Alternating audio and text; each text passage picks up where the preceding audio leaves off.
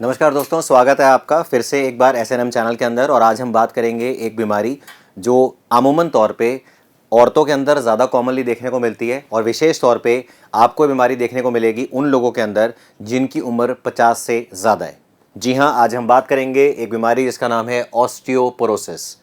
जब हम इस शब्द को देखते हैं ऑस्टियोपोरोसिस, तो ये अपने आप में आपको समझाने की कोशिश कर रहा है कि इस बीमारी में क्या समस्या देखने को मिलती है। देखिए, ऑस्टियो का मतलब होता है बोन, हड्डी, और पोरोसिटी का मतलब होता है कि उसके अंदर छेद हो गए हैं। तो इसका मतलब है, अगर सरल भाषा में बोलें तो ऑस्टियोपोरोसिस एक ऐसी कंडीशन है जिस मेडिकल कंडीशन के अंदर हड्डियां जो है व्यक्ति की कमज़ोर हो जाती हैं। आपने बहुत सी बार ऐसे किस्से कहानियां सुने होंगे जब आपको पता चला कि एक बुजुर्ग नानी माँ थी, उनका नोटिस किया गया कि उनकी हाइट कम हो गई। ऐसा किस्से कहानी आपने सुने होंगे कि एक एल्डरली इंडिविजुअल या एक बुजुर्ग जो हैं वो बाथरूम में नहाने गए, उनका पैर फिसला और उनके कूल्हे की हड्डी टूट गई। ऐसा आपने देखने में सुना कि किसी व्यक्ति को शरीर में बैक के अंदर या कूल्हे के अंदर या हाथों और पैरों के अंदर हमेशा ही एक थकावट और दर्द की फीलिंग रहती है। तो ये कुछ सिम्टम्स होते हैं जो हमें देखने को मिलते हैं उन लोगों के अंदर जिनके अंदर प्रेजेंट होती है समस्या, जिसको हम नाम देते हैं ऑस्टियोपोरोसिस। तो आज का हमारा डिस्कशन इस वीडियो के अंदर यही रहेगा कि आखिर ये ऑस्टियोपोरोसिस किस बला का नाम है, किस बीमारी का नाम है, कैसे होती है, कैसे इसका इलाज किया जाता है, कैसे इसका डायग्नोसिस बनाया जाता है, इसको हम समझते हैं एक एक करके इस वीडियो के अंदर। सबसे पहले हमें रेफरेंस के लिए समझना होगा कि हमारी जो हड्डियां होती हैं शरीर की, वो बनी होती है दो इंपॉर्टेंट मिनरल से, जिनका नाम है कैल्शियम और फॉस्फेट। इसके अलावा बहुत सारे मिनरल्स होते हैं जैसे कि मैग्नीशियम, और बहुत सारे विटामिन होते हैं जिनका इंपॉर्टेंट रोल होता है ताकि हड्डियों की जो ताकत है, उनकी जो स्ट्रेंथ है, वो बनी रहे। मसलन तौर पे जैसे कि आप यहां देखिए कि एक नॉर्मल व्यक्ति के अंदर जो हड्डी होगी वो इस प्रकार से देखने को मिलेगी आपको। लेकिन जब शरीर के अंदर किसी भी कारण से कैल्शियम की कमी हो जाएगी, फॉस्फेट की कमी हो जाएगी, तो आपको देखने को मिलेगा कि यहां पे कैल्शियम और फॉस्फेट कम हो जाता है, जिसके कारण हड्डी के अंदर जो छेद हैं, जो पोरोसिटी है, वो बढ़ गई है। तो बोन के अंदर क्योंकि पोरोसिटी बढ़ गई है, इसीलिए बीमारी का नाम है ऑस्टियोपोरोसिस। अगर ये कंडीशन कंट्रोल नहीं करी जाए तो ऐसा भी हो सकता है कि व्यक्ति की हड्डियां बहुत ही कमजोर हो जाएं, और जिसका एक नमूना, जिसका एक एग्जाम्पल आपके सामने यहां पे जो क्लाइंट या जो मरीज को यहां पे सिवियर ऑस्टियोपोरोसिस है। ये ऑस्टियोपोरोसिस ज्यादातर शरीर की उन हड्डियों को प्रभावित करता है जिनके ऊपर वेट बेयरिंग का फंक्शन होता है। मसलन तौर पे अगर हम बात करें पैरों की हड्डी, जैसे हम बात करते हैं कूल्हे की हड्डी, जैसे कि हम बात करते हैं बैक की, और कुछ लोगों के अंदर ये इन्वॉल्व कर सकता है हमारे हाथों की हड्डियों को भी। तो कुल मिला के वो हड्डियां जो हमारी वेट बेयरिंग के अंदर इंपॉर्टेंट होती हैं, उनकी अगर कमजोरी हो जाती है तो इंडिविजुअल्स के अंदर सिम्टम्स आना शुरू हो जाते हैं। अब ऑस्टियोपोरोसिस को समझने के लिए हमें यहां पे ध्यान रखना है इस छोटे से ग्राफ को। देखिए, जब भी हम कंपेयर करते हैं एक मेल और एक फीमेल को, तो हमें कंसेप्ट समझना है जिसको हम नाम बोलते हैं, इसको बोला जाता है peak bone mass. Peak bone mass, peak bone mass का मतलब होता है कि आपके शरीर के अंदर जो हड्डियां हैं, उनका अंदर जो कैल्शियम है वो एक निर्धारित उम्र तक ही उसके अंदर जमा होता रहेगा, और एक उम्र आएगी जब ये कैल्शियम की मात्रा जो है वो हड्डियों के अंदर सबसे ज्यादा होगी, जिसको आप नाम देते हैं पीक बोन मास। जैसे जैसे बच्चा बड़ा होता है तो बच्चे की खुराक के अंदर वो बहुत सारी चीजें खा रहा है, तो शरीर के अंदर कैल्शियम जा रहा है और वो कैल्शियम हड्डियों के अंदर जाके जमा होगा और हड्डियों को ताकत देगा। लेकिन एक उम्र के बाद आप देखेंगे कि व्यक्ति कुछ भी खाए, उसके बाद भी जो शरीर के अंदर कैल्शियम है वो हड्डियों के ऊपर जमा नहीं होता है। तो ये जो उम्र है जब कैल्शियम सबसे ज्यादा अधिक मात्रा के अंदर हड्डी के अंदर जमा हो चुका है, इसको नाम दिया जाता है दोस्तों, इसको बोला जाता है पीक बोन मास। अब जब हम बात करते हैं पीक बोन मास की, तो अमूमन तौर पे जो पीक बोन मास होता है किसी भी व्यक्ति का, वो लगभग 30 साल तक अचीव हो जाता है। तो इसीलिए ग्राफ में आपने देखा कि जैसे जैसे उम्र बढ़ रही है ये पीक बोन मास बढ़ रहा है, और लगभग 30 साल के आसपास इसकी जो वैल्यू है वो अपने मैक्सिमम लेवल पे पहुंच गई है। इसके बाद जैसे जैसे व्यक्ति की उम्र बढ़ती है तो शरीर के अंदर से, हड्डियों में से जो कैल्शियम है उसका रिसाव शुरू हो जाता है, वो निकलना शुरू हो जाता है, जिसके कारण आप देखेंगे कि पीक बोन मास है वो धीरे धीरे उम्र के बढ़ने के साथ साथ घट रहा है। अगर आपने नोटिस किया तो जो ब्लू कलर का ग्राफ है वो मेल्स को रिप्रेजेंट कर रहा है, और जो रेड कलर की लाइन है वो रिप्रेजेंट करती है फीमेल्स के अंदर पीक बोन मास की। ध्यान रखिए, फीमेल्स के अंदर जो पीक बोन मास होता है उसको मेंटेन करने के लिए, इस मास को मेंटेन करने के लिए हार्मोन्स का बहुत जरूरी रोल होता है, जिनके कुछ नाम आप जानते होंगे जैसे कि ईस्ट्रोजन और प्रोजेस्टेरोन। आप देखेंगे कि जब एक फीमेल के अंदर पीक बोन मास घटना शुरू होता है तो शुरू में उसकी जो दर होती है वो कम होती है, लेकिन जैसे ही एक औरत 45 साल, 50 साल, 55 साल, यानी कि जब इसको पेरीमीनोपॉजल एज ग्रुप कहते हैं, जैसे ही वो इस एज में एंटर करती है, मीनोपॉज के बाद, माहवारी बंद होने के बाद अचानक से आप देखते हैं कि पीक बोन मास जो है वो एकदम ढलान पे आ जाता है, वो एकदम से गिर जाता है। इसीलिए आप समझ सकते हैं कि पीक बोन मास जो किसी भी व्यक्ति का 30 से 35 साल की उम्र तक सबसे ज्यादा था, जब वो ढलान पे आता है धीरे धीरे उम्र के साथ, जब हड्डियां कमजोर हो जाती हैं तो एक लेवल के बाद उसमें व्यक्ति के अंदर सिम्टम्स आने स्टार्ट हो जाते हैं। अब हमें समझना होगा कि किसी भी व्यक्ति के अंदर यदि हड्डियों की कमजोरी हो रही है, यदि ऑस्टियोपोरोसिस हो रहा है, तो वो किन कारणों से हो सकता है। देखिए, पहला कारण हो सकता है एक व्यक्ति का, जिसको हम नाम देते हैं बायोलॉजिकल सेक्स, यानी कि अगर आप कंपेयर करें एक मेल को और एक फीमेल को, तो फीमेल्स के अंदर जो पीक बोन मास होता है, जैसे हमने समझा, वो मेल्स की कंपैरिजन में, मेल्स की तुलना के अंदर कम होता है। दूसरा इंपॉर्टेंट फैक्टर हो गया एज। जैसा मैंने आपको समझाया, 30 साल की उम्र तक पीक बोन मास अचीव हो जाता है। जैसे जैसे उम्र बढ़ेगी, अब हड्डियों से कैल्शियम का रिसाव शुरू हो जाएगा और हड्डियां धीरे धीरे कमजोर होंगी ही होंगी। तो ये चीज अनअवॉइडेबल है। हालांकि जैसे हम आगे डिस्कस करेंगे, जिस स्पीड से ये कैल्शियम निकल रहा है हड्डियों से, उसको आप कुछ हद तक कंट्रोल कर सकते हैं। तीसरा फैक्टर होता है वेट। जितना ज्यादा किसी व्यक्ति का वेट होगा, मैं जब यहां वेट की बात कर रहा हूं तो मैं बात कर रहा हूं यहां पे बोन मास की, तो बोन्स जितनी ज्यादा स्ट्रांग होंगी, जितना बोन के अंदर कैल्शियम और फॉस्फेट ज्यादा होगा, जाहिर सी बात है उस व्यक्ति के अंदर ऑस्टियोपोरोसिस की संभावना कम होगी। यदि किसी व्यक्ति का पीक बोन मास ही कम है तो उस व्यक्ति के अंदर आने वाली कॉम्प्लिकेशंस के चांसेस ज्यादा होंगे। फिर हम बात करते हैं ऐसे व्यक्तियों की जो किसी प्रकार की दवाइयां ले रहे हैं। इसमें विशेष तौर पे जो कॉमनली यूज करी जाती हैं दवाइयां, जैसे व्यक्ति किसी कारण से स्टेरॉइड्स नाम की दवाई ले रहा है। मान लीजिए किसी को कोई एलर्जिक डिसऑर्डर है, तो अगर व्यक्ति स्टेरॉइड्स नाम की दवाई ले रहा है तो स्टेरॉइड्स जो होती हैं वो हड्डियों को कमजोर करती हैं। अगर हम बात करते हैं, कई लोगों के अंदर फैमिली हिस्ट्री होती है, मतलब दादी नानी को भी शिकायत थी, नानी के बाद पता चला माता जी को भी शिकायत थी, मौसी को भी शिकायत थी, और मौसी के बाद पता चला मम्मी के बाद, अब इस लेडी के अंदर भी संभावना ज्यादा है। तो कहीं ना कहीं जेनेटिक फैक्टर्स का, जीन्स का, फैमिली हिस्ट्री का इंपॉर्टेंट रोल होता है ऑस्टियोपोरोसिस के अंदर। इसके अलावा हमें ध्यान रखना है कि जब भी हम बात करते हैं व्यक्ति के अपने डेली रूटीन एक्टिविटीज, जैसे कि कोई व्यक्ति शराब का सेवन कर रहा है, कोई व्यक्ति मदिरा पान कर रहा है, कोई व्यक्ति धूम्रपान कर रहा है, तो स्मोकिंग और अल्कोहल जो होती हैं, ये आप ऐसा समझिए ये आपकी हड्डियों के अंदर एक ड्रिल कर रहे हैं, वो हड्डियों को कमजोर कर रहे हैं, जिससे कैल्शियम निकलेगा। इसके अलावा कोई व्यक्ति किस प्रकार की डाइट ले रहा है, जाहिर सी बात है अगर आपकी खुराक के अंदर कैल्शियम की कमी होगी तो कैल्शियम सही मात्रा के अंदर हड्डियों के अंदर जाके जमा नहीं होगा। और इसके विपरीत अगर किसी व्यक्ति के अंदर आप देखेंगे खुराक बहुत अच्छी है, वो सही से अपना ध्यान रख रहा है, तो हड्डियां जाहिर तौर पे उसकी ज्यादा स्ट्रांग होंगी। तो ये कुछ फैक्टर्स हैं जिनके बारे में हमें ध्यान रखना है। अब इन फैक्टर्स को हमें क्यों समझना होता है, क्योंकि कुछ फैक्टर्स आपके और मेरे हाथ में नहीं है। जो फैक्टर्स हमारे हाथ में नहीं होते हैं उनको हम बोलते हैं नॉन मॉडिफाइबल फैक्टर्स, जैसे कि व्यक्ति का सेक्स, जैसे कि व्यक्ति की एज। लेकिन कुछ फैक्टर्स हमारे साथ में हैं, कुछ फैक्टर्स हमारे अपने हाथ में होते हैं, उनको मॉडिफाई कर सकते हैं। मसलन मैं क्या खा रहा हूं, मसलन क्या मैं एक्सरसाइज कर रहा हूं या नहीं कर रहा हूं, मसलन मैं किस प्रकार की दवाइयां ले रहा हूं, मसलन मैं ये चीज देख सकता हूं कि क्या मैं अपने धूम्रपान को या मदिरापान को कंट्रोल कर सकता हूं। तो इन फैक्टर्स को हमें समझना है। जो नॉन मॉडिफाइबल फैक्टर्स होते हैं उनको आप और मैं कंट्रोल नहीं करते हैं, तो उनके बारे में हमें चिंता कम करनी है। लेकिन जो फैक्टर्स को हम ऑल्टर कर सकते हैं, चेंज कर सकते हैं, बदल सकते हैं, जिससे कि हमारी हड्डियां ज्यादा मजबूत हों, ज्यादा लंबे समय तक काम करें और कॉम्प्लिकेशंस कम से कम हो, उनके बारे में हमें समझना होगा। जब हम समझते हैं कि जिन व्यक्तियों को ऑस्टियोपोरोसिस होता है, जब हड्डियां कमजोर हो जाएंगी, विशेष तौर पे वो हड्डियां जो आपके शरीर का भार ले रही हैं, तो आप समझ सकते हैं क्या क्या समस्या हो जाएगी। हड्डियां कमजोर होगी तो जैसे ही वजन पड़ेगा हड्डियों के अंदर दर्द होगी। इसीलिए आप इसमें व्यक्तियों को देखते हैं कि इनके अंदर प्रेजेंट होती है बोन पेन। टेंडरनेस का मतलब होता है कि कोई दूसरा व्यक्ति अगर इस कमजोर हड्डी को दबाएगा उस समय पे दर्द होगी। दूसरी समस्या हो सकती है कि व्यक्ति को अंदर फ्रैक्चर हो जाए, जैसे मैंने आपको बताया कि अमूमन तौर पे मान लीजिए आप चल रहे हैं, आपको ठोकर लगी, आप गिरे, तो अमूमन तौर पे चोट उतनी नहीं थी कि जिसके कारण फ्रैक्चर हो जाए।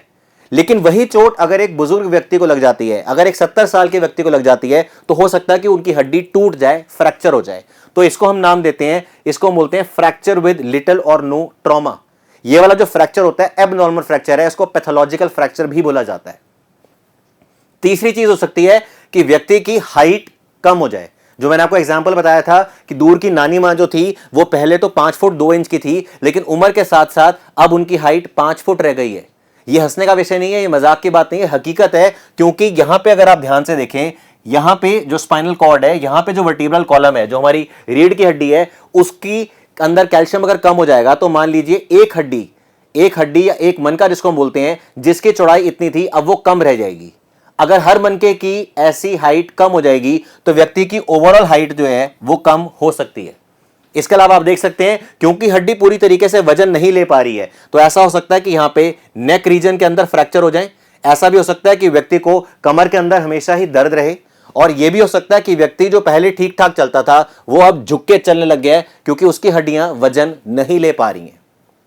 जब इस प्रकार की कोई भी समस्या लेके आदमी बोन स्पेशलिस्ट या फिर ऑर्थोपेडिक सर्जन के पास जाता है तो वो इसका डायग्नोसिस कंफर्म करने की कोशिश करते हैं।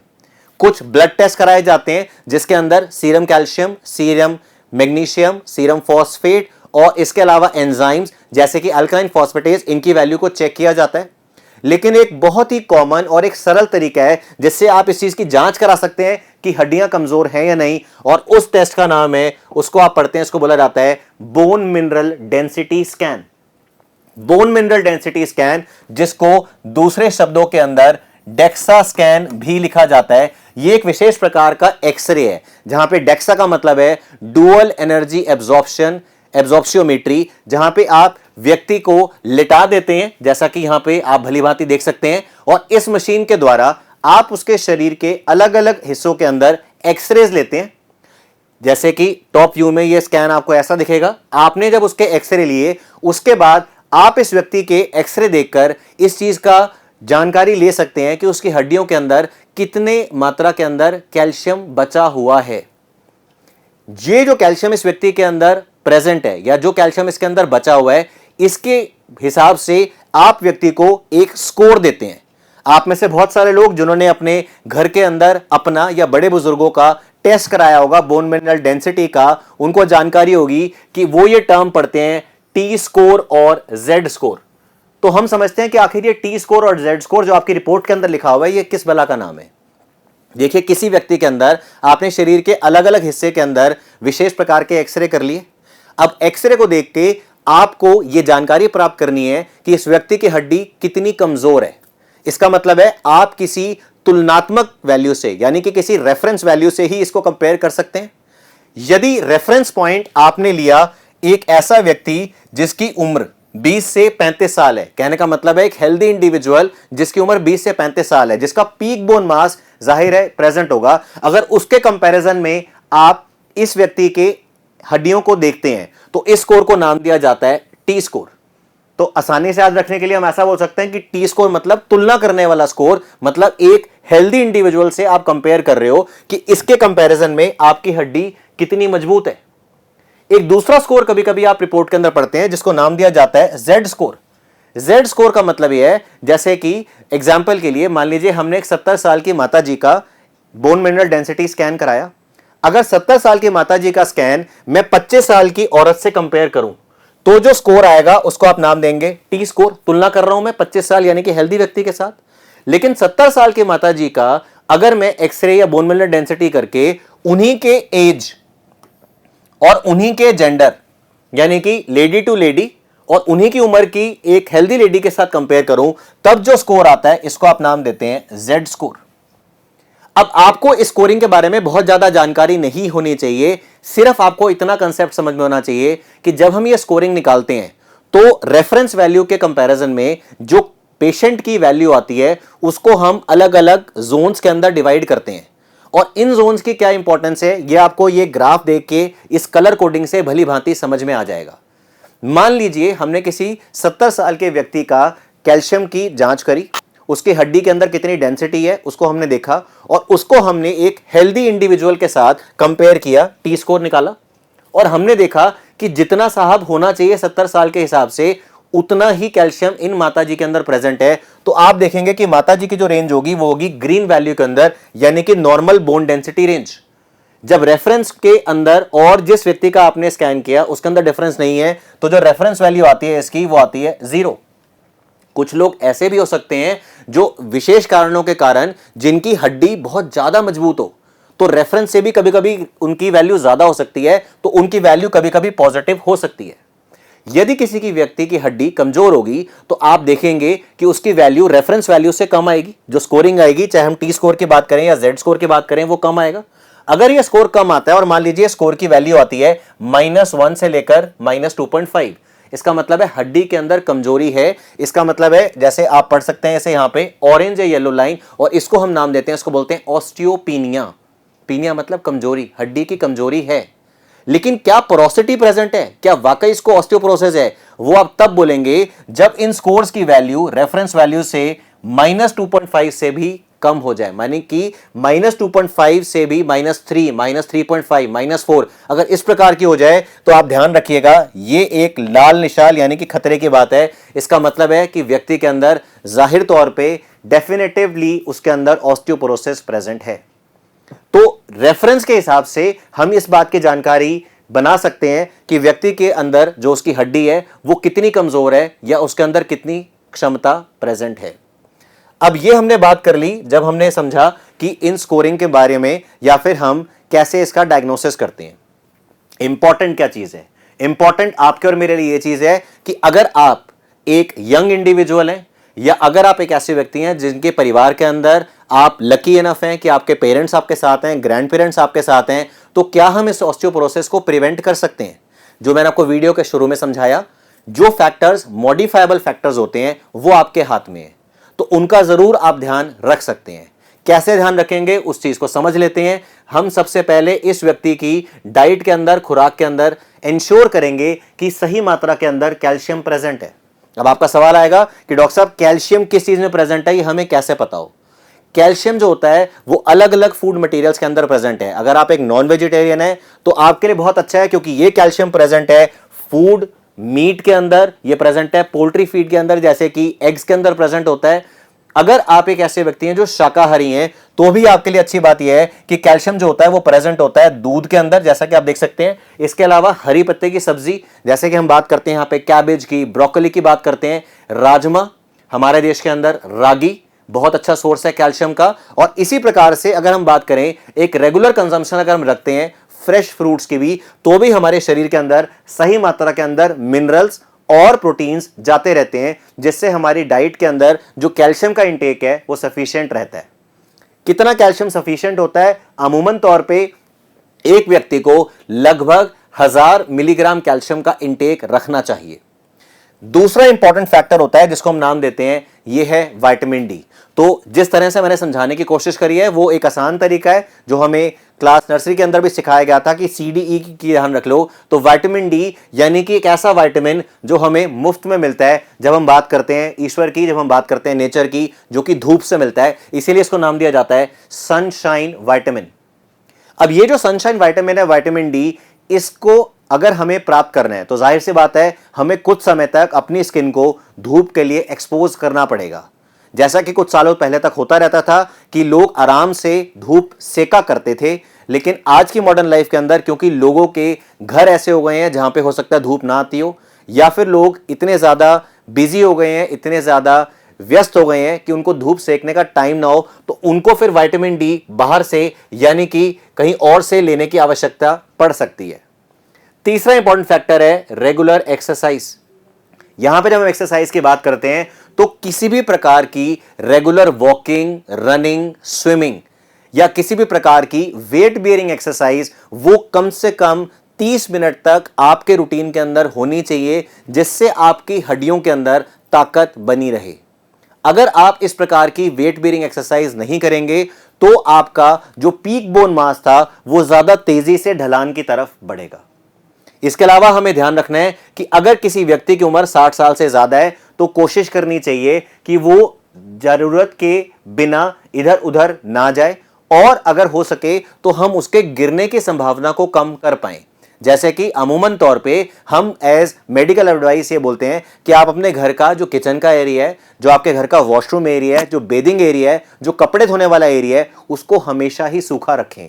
ऐसा बहुत दफे होता है कि व्यक्ति जो है, परिवार का बुजुर्ग है, वो वॉशरूम गया या फिर वो नहाने गया या फिर वो ऐसी जगह गया जहां पे हम कपड़े धोते हैं, और वहां पे गीला होने के कारण, क्योंकि पानी पड़ा था, उसका पैर स्लिप कर गया और उसके बाद उसके कूल्हे के ऊपर पूरा वजन आ गया, क्योंकि हड्डी कमजोर थी उम्र के साथ, इसीलिए फ्रैक्चर हो गया। तो ये चीज अवॉइडेबल है, इस चीज का विशेष ध्यान रखना चाहिए।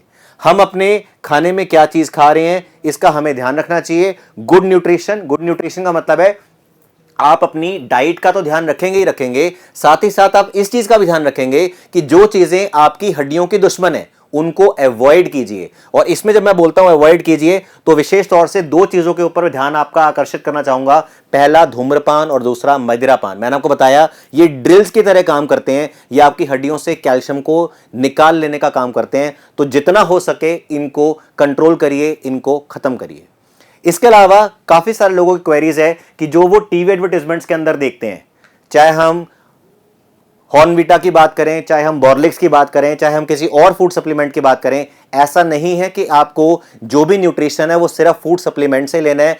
कोशिश करिए जितना न्यूट्रिशन आप नेचुरल सोर्सेस से लें उतना ज्यादा अच्छा है।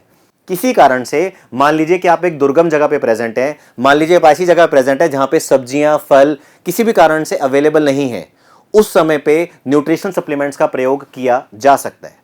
तो यह हमें ध्यान रखनी है चीज कि जैसा कि हम बोलते हैं prevention is better than cure, हमेशा ही बचाव जो है वो एक ज्यादा अच्छी चीज है, बजाय कि समस्या हो जाए और हम फिर उसका इलाज करें। फाइनली जब हम बात करते हैं इस कंडीशन की, तो जैसा मैं आपको समरी के तौर पे समझाना चाहता हूं कि बहुत सारे फैक्टर्स हैं, चाहे वो जेनेटिक फैक्टर्स हों, चाहे वो हार्मोन्स हों, चाहे वो दवाइयां हों, चाहे वो अधिक मात्रा के अंदर स्मोकिंग हो, या फिर शराब का सेवन हो, या फिर जंक फूड कंजम्पशन हो। ये सारी चीजें जो हैं ये मिलकर आपकी हड्डियों को कमजोर कर रही हैं, ये मिलकर ऑस्टियोपोरोसिस के चांसेस को बढ़ा रही हैं। तो हमें जो समझना है वो सिंपल चीज है कि हमें अपनी डाइट का ध्यान रखना है, सही मात्रा के अंदर कैल्शियम अपनी डाइट के अंदर लेना है। हमें ध्यान रखना है कि हमें नियमित तौर पे विटामिन डी मिलता रहे, और हमें ध्यान रखना है कि हमें फिजिकल एक्टिविटी करनी है ताकि हमारी हड्डियां जो हैं वो एकदम जितने लंबे समय तक स्ट्रेंथ अपनी मेंटेन कर सकें, जितने लंबे समय तक हमारा साथ दें विदाउट कॉम्प्लिकेशन, उतना पॉसिबल हो। मैं उम्मीद करूंगा इस वीडियो को देखने के बाद आपकी बहुत सारे प्रश्न, बहुत सारी जानकारी ऑस्टियोपोरोसिस के संबंध में क्लियर हो गई होगी, और प्रार्थना करूंगा कि आपकी हड्डियां भी स्वस्थ रहें, मजबूत रहें। जब तक हम मिलते हैं अगले वीडियो के लिए, तब तक के लिए बहुत बहुत शुभकामनाएं।